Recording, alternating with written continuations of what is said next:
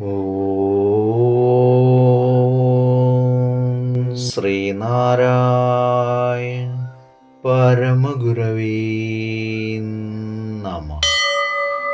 സുപ്രഭാതം.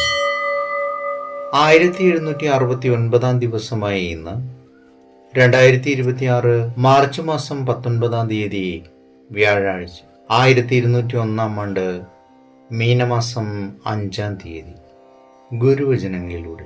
ലോകത്തുള്ള എല്ലാ പ്രാണികളും സന്യാസിയുടെ സഹോദരങ്ങളാകുന്നു. അതുകൊണ്ട് നിഷ്കളങ്ക ഹൃദയനായ യഥാർത്ഥ സന്യാസി ഒന്നിനെ മാത്രം സ്നേഹിക്കരുത്, എല്ലാറ്റിനെയും ഒരുപോലെ സ്നേഹിക്കണം. ശ്രീനാരായണ ഗുരുദേവൻ. ശ്രീ നടരാജ ഗുരു എഴുതിയ ഗുരുവരിൽ എന്ന പുസ്തകത്തിൽ അടിയും തിരിച്ചടിയും എന്ന് വിവരിക്കുന്നതിന്റെ 11ാം ഭാഗമാണ് ഇന്ന് അവതരിപ്പിക്കുന്നത്. തിരുവള്ളുവരാകട്ടെ പുരാതനമായ ശൈവ പശ്ചാത്തലത്തിലുള്ള ഒരു ഋഷിവര്യനായിരുന്നു. അദ്ദേഹത്തിന്റെ പരമ്പരയിൽ 63 ഋഷിവര്യന്മാർ കൂടി ഉണ്ടായിരുന്നതായാണ് ഐതിഹ്യം.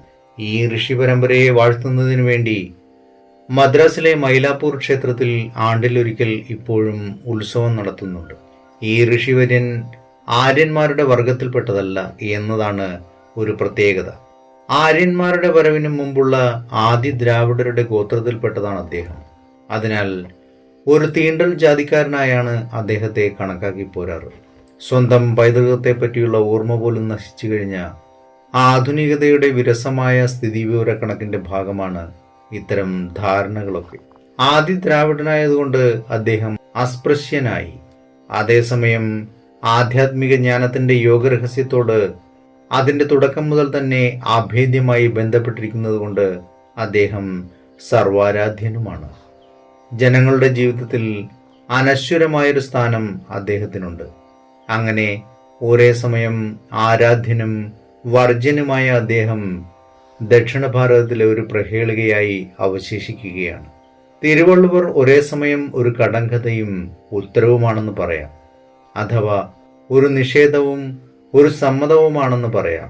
അങ്ങനെ എല്ലാ വർഷവും ഏപ്രിൽ മാസത്തിൽ അദ്ദേഹത്തെ ആദരിക്കുന്നതിന് വേണ്ടി ഒരു ഉത്സവം കൊണ്ടാടുവാനും ദിവ്യനായൊരു ഗുരുവായി അദ്ദേഹത്തെ ആരാധിക്കാനും ഇടയായി. ഏവർക്കും നന്മ നിറഞ്ഞൊരു സുദിനമായിരിക്കട്ടെ എന്ന് ആശംസിച്ചുകൊണ്ട് നിർത്തുന്നു. നന്ദി, നമസ്കാരം. ഗുരുധർമ്മം ജയിക്കട്ടെ. ശബ്ദം നൽകിയത് സുജീഷ് മഹേശ്വരി.